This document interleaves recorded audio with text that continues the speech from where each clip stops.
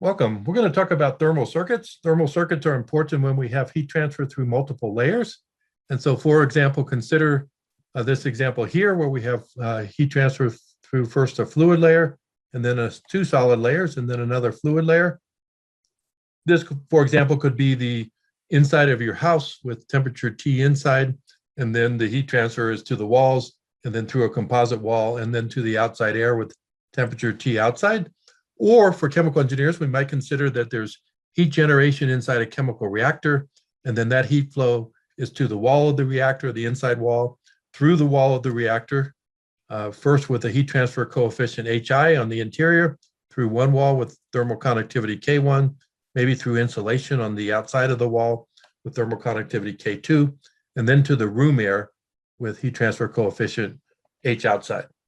And our goal would be to, first of all, find the heat transfer rate Q, and which should be in watts or joules per second, and then the wall temperatures. And the wall temperatures are not known a priori. There's T1, T2, T3.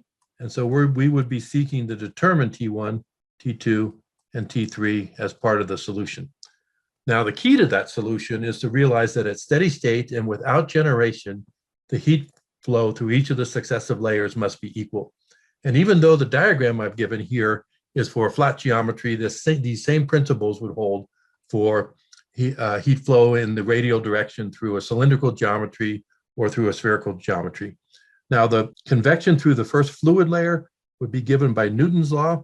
And so the heat flow is equal to the heat transfer coefficient H inside times the area which it passes through times the temperature driving force, which in this case is T inside minus T1.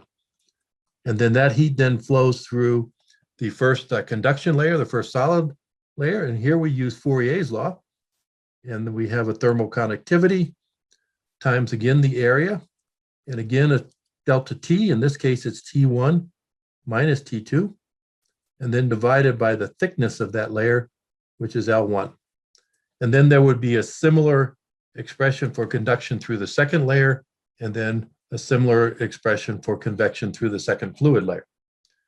Now, this expression, or these expressions, because there's really four equations in one, can be rewritten in terms of thermal resistances. And so here we would have the heat transfer rate is equal, again, to a temperature driving force divided by our resistance. And we do that for each of the successive layers. And just by inspection, we could see that the resistances are defined as R1 is going to be 1 over the heat transfer coefficient, and also with the area A in the denominator. And so this means that the resistance would be smaller if the heat transfer coefficient is larger or if the area is larger. And then that's for the first convection layer. And then for the first solid or conduction layer, the resistance is proportional to the thickness of the layer, inversely proportional to the thermal conductivity and area. So again, if the thermal conductivity is higher, the heat flow is faster with less resistance, or if the wall is thicker, then there would be more resistance. And then similarly for R3 and R4. Now, the mathematical key to this problem is to realize that we can eliminate the unknown temperatures, T1, T2, T3 on the walls, by successively multiplying Q, the heat transfer rate, by the resistances. We first multiply by R1, and then we'll get the temperature difference T1, T inside minus T1. Then we multiply it by R2, and we get the temperature difference T1 minus T2, etc. And then we're going to sum them together. So we have the heat transfer rate. We've multiplied it by R1, and then we sum it with R2, and then R3 and R4. And then that's the left-hand side of the equation. And then on the right-hand side would be the sum of temperatures. But here you see Ti minus T1, and then we sum that with T1 minus T2, T2 minus T3, T3 minus T outside, and the inside temperatures or the wall temperatures T1 will cancel because here's a negative and here's a positive. And similarly with T2 and T3. So all we're left with is T inside minus T outside. Now with simple rearrangement, this equation can be written in terms of a thermal circuit, namely the heat flow rate Q can be written as a temperature driving force, delta T. That driving force is T inside minus T outside. And then we divide by the sum of resistances. In this case, they're thermal resistances R1 plus R2 plus R3 plus R4.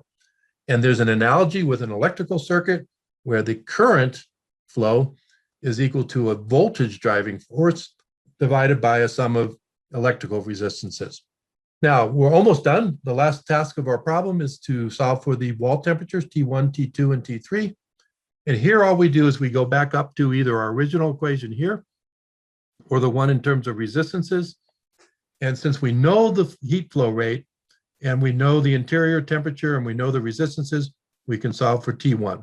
And once we know T1, we can solve for T2 and T3, and then we are finished with our task.